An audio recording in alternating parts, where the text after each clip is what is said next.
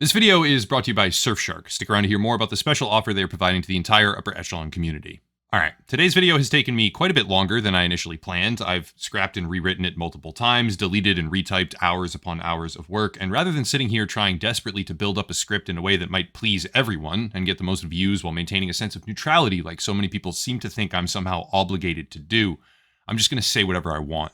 It honestly felt like bashing my brain against a wall, pretending to think that AI is anything but evil in order to appease the obnoxious cohort of industry fans who will spam the comment section with contrarian points of view about how great the world of AI actually is and how misunderstood the technology has become. The danger isn't real. Another AI will regulate the first AI, which is actively damaging society, so it's all okay. I'm not kidding. The takes that I've seen in favor of AI development are brain dead. And truth be told, I'm not neutral. No one even can be neutral because neutrality is tacit support of the winning side. I think AI is evil, dangerous, irresponsible, and the modern pursuit of AI development should be collectively terminated by force with no options given. Anyone who wants to disagree, go right ahead. Spike my engagement. That's a bold claim, but I like to think that I have the evidence to back it all up. Let's move on to why. For starters, the warning indicators have been flashing for a while, but they get worse practically every single day. An obvious example would be when falsified AI images of a Pentagon and White House explosion went viral on Twitter. Twitter's a whole separate topic. That place is becoming scary. Amplified almost immediately by a veritable army of intellectually deficient blue checkmark users, which ended up causing a lightning crash in the US stock market. Sure, the market recovered when the image was proven to be a hoax, but when the engine light is blinking on your dashboard and the steering wheel quickly rumbles, you don't say, "Oh cool, it stopped pretty quick that time, let's step on the gas now and go faster." You pull the goddamn car over. Here's one for you, and let's lead with our best foot forward, if you will. Faceception. Faceception is an Israeli AI company that claims to be perfecting technology capable of determining someone's personality archetype by way of facial analysis. That's already a lot. It's a complicated topic, but it gets better. Quote, "Our technology allows predictive screening solutions and enables preventive actions in public safety, smart cities, and homeland security." End quote. The company has a particular focus on surveillance, border control, crime investigation, and public transit, with, according to the Washington Post at least, one existing contract with an unnamed Homeland Security agency. If this were to be used in any capacity whatsoever, there would be preventative actions being taken against individuals based on what an AI predicted they might do based on the look of their face. Please, AI defenders, please, sit there and type out a reason to me why that should ever be allowed to exist. All right, time to pay the bills and advertise the longest current partner in the channel's history, which is Surfshark. A little bit of backstory here. Recently, I had a sort of creative crisis, if you will. That's kind of a strong word. It wasn't really a crisis, but the gist of it is that I can't stand having corporate brands try to speak through me with their own words. Honestly, I can't tolerate that. Surfshark is part of a very small group of sponsors who actually identified that this is probably a good thing, and even when I started just saying whatever I want, they stuck by me. That's worth mentioning every single time. I greatly appreciate it, and I want to sincerely thank them for that. Surfshark is a VPN, virtual private network, and VPNs protect you from a bunch of different things. Certain types of phishing attacks, malware, DNS tunneling, DDoS attacks, a particular problem in certain video games, you name it, and also shields you to a degree from the inevitable and constant data harvesting as well as tracking from big tech companies. For those who care more about increased value from entertainment products, Surfshark can unlock additional content on streaming websites like Netflix, for example, which is a function of global licensing agreements, and it's one of their coolest features in my opinion. Simply change your region and enjoy increased options in your video content library. Surfshark can get you around regional censorship, such as government restrictions on websites, which is a thing that seems to be happening more and more these days, and also offers encryption, IP protection, or more importantly, modification, and more. Surfshark has a very large number of uses for a host of separate problems, but in the end, all that's left to say is this. If you click the link down below using promo code Echelon, you can take advantage of a branded special offer for the entire upper echelon community. Again, that's promo code Echelon with the link down below for a community-wide special offer. Big thank you to Surfshark for being the longest standing partner in the channel's history and sponsoring Upper Echelon. How about a game of Leapfrog? Preventative actions in public safety and smart cities. Smart cities. Okay, well, we don't really have smart cities just yet, but we do have smart houses. And let's just take a gander at how that's been going. Here's a recently viral story about how a man's smart house was effectively shut down because a delivery driver falsely claimed that there had been a racist comment through his doorbell security system. Now, you can say, well, that doesn't really have to do with AI, but it actually does, because that's how these systems are increasingly governed, using AI. Customer service, right? That's our example. Directly from an Amazon Science blog post, quote, "Most text-based online customer service systems feature automated agents that can handle simple requests. Typically, these agents are governed by rules, rather like flowcharts that specify responses to particular customer inputs. If the automated agent can't handle a request, it refers the request to a human customer service representative. On Amazon.com, we've started phasing in automated agents that use neural networks rather than rules. These agents can handle a broader range of interactions with better results, allowing our customer service representatives to focus on tasks that depend more on human judgment." End quote. Remember that. Automated agents using neural networks rather than rules in public-facing customer service interactions, where there is a semi-viral story recently of customer service determining that a man's smart home should be shut down. Here's another way to think about it. Amazon Echo Dots, for example, utilizing Alexa, are governed by AI listening systems as well that have to identify and record when you give verbal commands, which means they are always listening in order to identify when a request is even made. And that level of intrusion into your life, intrusion by AI systems that require access to your home, unprecedented access, in order to function, is dangerous. Don't believe me? Okay, here's a current lawsuit where 55,000 accounts were allegedly compromised, some for a substantial period of time, a long-standing period of time, where hackers gained intrusive access to their victims' homes, then using that access to sexually proposition them, spy on them, abuse children, or execute scams. Again, it might seem realistic to say, well, that doesn't really have to do with AI, but it does, because all of these things are interconnected. You don't have to look far to realize that experts all over the world are currently sounding the alarm about AI's impact, potential impact, and current impact on hacking. It will be used to create better malware, create fake images and videos that are indistinguishable from reality for the purpose of social engineering hacks. We just talked about how they flash crashed the economy with AI-generated images. And social engineering hacks, by the way, are the vast majority of all digital intrusions right now, thereby, again, crashing economies and manipulating political races. I don't even want to know what this is going to do in the 2024 presidential race. Oh my God. But plus an untold number of applications we just don't know about yet. But the true danger comes when we realize that embedding AI into the very fabric of our lives while we simultaneously accelerate the ability for anyone and everyone to compromise digital security on a whim, well, it's a pretty self-explanatory problem. What's worse is that the only real argument I've ever heard back in return is that we need more AI to fight the damaging effects of early existing AI or potential AI. Security AI will be the way that we fight against AI cheats in video games. That's a pretty common one. Or system AI is how we stop infiltration by AI hackers. On the surface, to the most dim-witted people in existence, sure, maybe, temporarily, possibly. Maybe that's how we should go about this. Make a thing, that thing is so dangerous it can irreparably damage all of modern digital society, and then desperately make more things almost just like it to try and stop those damaging effects. But in reality, no. That logic isn't just flawed, right? That logic is non-existent and deserves to be mercilessly criticized. Still, for those who may not yet understand the true scope of the problem here, how about this? AI systems are now being tasked as relationship partners. I've done a couple videos, other videos that delve deeper into this particular angle, but here's a general summary.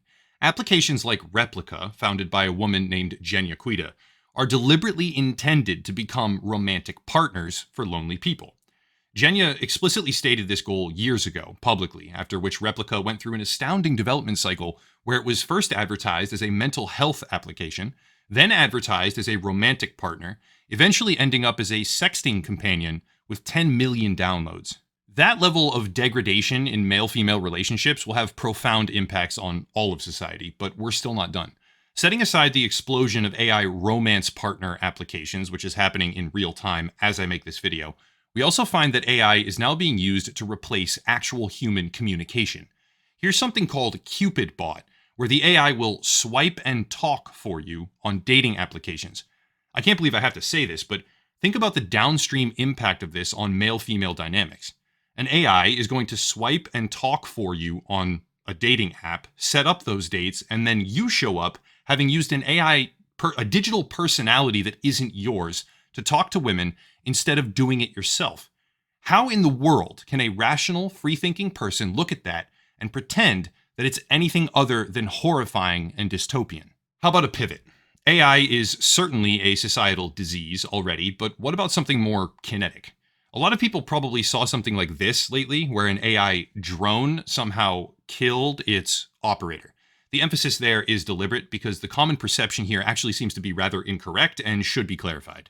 The original publication of this, not the sensationalized headlines, came from the Royal Aeronautical Society Future Combat Air and Space Capability Summit, where Air Force Colonel Tucker Hamilton, the chief of AI test and operations with the U.S. Air Force and an experimental fighter test pilot, said, quote, "We were training it being AI, in simulation to identify and target a SAM threat, and then the operator would say yes, kill that threat.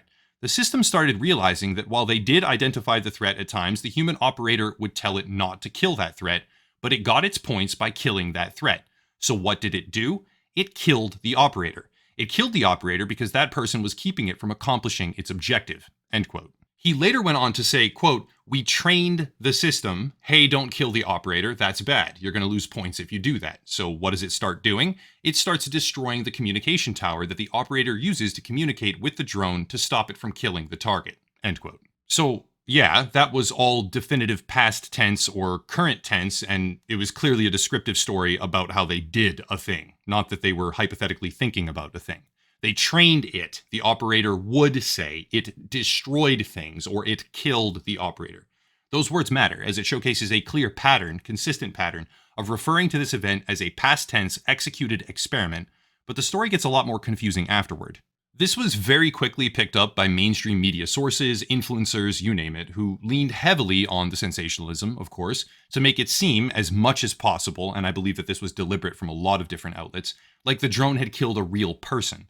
That's obviously not true, but it prompted something even more interesting as a follow-up. Colonel Hamilton, again the chief of AI test and operations with the United States Air Force, came out and said he misspoke and that the simulation was not real. His reference to it had been incorrect and that it was just a thought experiment. Obviously that muddies the water tremendously because how on earth are we supposed to have confidence in what is or is not true? He said something shocking in the past tense repeatedly, and when people began to justifiably panic over those statements, he said, "Haha, never mind, it was all just a hypothetical thought experiment." Is it? Military technology evolves at an incredible speed, and we have a propensity to weaponize every single thing we possibly can, especially here in America, so was it really a hypothetical? I don't know. You tell me. The damage that AI is poised to deal is immeasurable, and I know some people are too stupid, short-sighted, and naive to recognize it, but how about this? How many people have heard of the marshmallow test? Simply put, the marshmallow test is a common indicator in a child's early life of their ability to choose delayed gratification. In essence, the child is offered something sweet now, like a marshmallow, with the promise that if they voluntarily wait, of their own accord, they will get twice as much later on. And children that are able to resist the urge of the instant payoff would subsequently be rewarded and also show signs of later success in life. This is a very interesting experiment that kind of shows which kids have self-control and which don't. Well, AI algorithmic engagement farming, driven by AI systems that are designed to capture attention and keep it for as long as humanly possible, are destroying that capability in our youth. For adults, sure, make your own choices, but for children, AI systems are destroying the dopamine function of their brains, shortening attention spans, as we've seen with TikTok, and there's an abundance of academic research to support that claim, and degrading their abilities of self-control. Side note, there was recently a leaked set of documents, actually, obtained by the New York Times pertaining to precisely that, how TikTok uses AI-driven algorithmic feed curation to addict their customers with a primarily underage user base. I may do another topic exclusively about that, but the point stands. As Chamath Palihapitiya famously put it in a speech at Harvard University, Chamath being the former vice president of user growth at Facebook, quote, "I feel tremendous guilt. The short-term, dopamine-driven feedback loops that we have created are destroying how society works," end quote. But now imagine that the cycle of supercharging those engagement loops through AI systems designed purely to control our attention is spinning out of control, enhanced by ever-spiraling AI systems that we are chasing for profit every single day. Now, all of this is not to say that we are collectively unaware of the risk. It's just that with the speed at which AI is now progressing, our existing systems of moderation are falling short and will continually fall short. In the National Artificial Intelligence Research and Development Strategic Plan update published by the United States government in May of 2023, artificial intelligence is finally acknowledged as an existential threat. Quote from page 17, "Deep entangling of AI systems into all parts of daily life and systems which may cause large-scale societal or environmental issues that are currently difficult or impossible to predict, or specification gaming, whereby an AI system gradually learns to achieve numerical requirements but somehow avoids accomplishing the desired task. These risks are difficult to quantify currently and need additional research," end quote.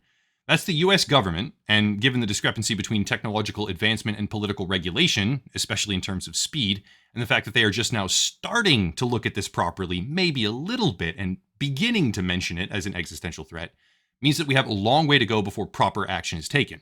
Yes, a large number of AI figures in the industry are expressing their hesitation on the subject and saying that proper oversight is needed. Yes, there have been some Senate hearings where the most notable figures in the industry offered up platitudes and made us all feel like the topic is being treated with care.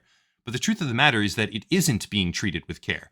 AI development is moving at lightning speed, escalating in size, power, and scope almost daily, with untold ramifications already playing out across dozens of separate industries, and everything trying to protect us is really far behind. Why? Because of money. The beast of market greed is rather transparent when you finally start to see it, and to properly demonstrate this, look no further than crypto. Crypto is an industry of rampant greed. By and large, the entire space serves no purpose and has no true value, save for its unique ability to enhance the world of financial scamming and allow access to unregulated speculation.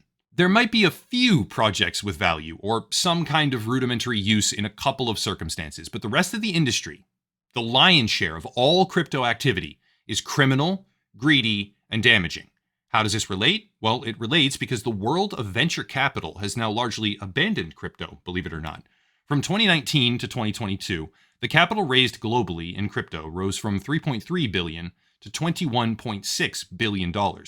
But in 2023, that number has now cratered. So far, just $500 million has been raised to date, showcasing the market cycle of a predatory industry. Crypto is being abandoned by all major funds as they pivot, wait for it, into artificial intelligence. Here's the thing. I was involved in crypto way back before the mainstream funding, before the capital flowed in and the greed took over. I was in it when the nerds had control, when the memes were solid and the passion was real, but now it's just a vehicle for the worst people among us to deal damage for profit, and the cycle isn't gone, it's just moving. The same exact venture capital funds like Andreessen Horowitz, also known as A16Z as one example, which were the driving force behind the corruption and pollution of crypto initially for profit, as it became a criminal enterprise of near biblical modern catastrophe in the lives of innumerable innocent people, are now publishing things like this in June of 2023. Why AI will save the world. And simultaneously, the fund pivots into primary funding of this new industry, having squeezed every drop of blood that they could from the old one. The same cycle is happening again, only bigger, with much more powerful consequences. Greed will drive innovation, but greed will also ensure that such innovation is done with no regard for potential damage. Much like crypto, the cycle will spin out of control, and AI will be shoehorned into every single aspect of modern life that you can possibly think of. The downstream effects of that are impossible to fully determine, but one thing is abundantly clear. AI is an existential threat in ways we can't even fully imagine. Terrified? Because I know I am. In the end, there will, of course, be positive applications of AI in various different fields. Medicine is one really good example, organization, problem solving, etc. There will be a lot of people positively impacted by these developments, but the value is undercut immediately by a greed-based engine of profit-motivated innovation, in big air quotes, that is already invading areas where it should not be allowed to exist and has no positive impact. I mean, again, we're talking about things like dating applications where people aren't even going to talk to people anymore. It's just going to be an AI talking on behalf of a person. That degrades the very fabric of male-female relationships. I mean, you're talking about preemptive crime or law enforcement action based on someone's facial scan by AI, who is predicting that that person, because of the AI's interpretation of their face, might be a criminal. I mean, we're going into uncharted territory here that we absolutely should not go near, but we're doing it anyway. The danger is off the charts because the speed at which this technology evolves will likely outpace any regulatory effort being taken. The desire is to be first. I understand that. We all have that desire in a lot of different ways. The same thing has corrupted news lately and reporting because people rush to get a story out and don't care if it's correct or not.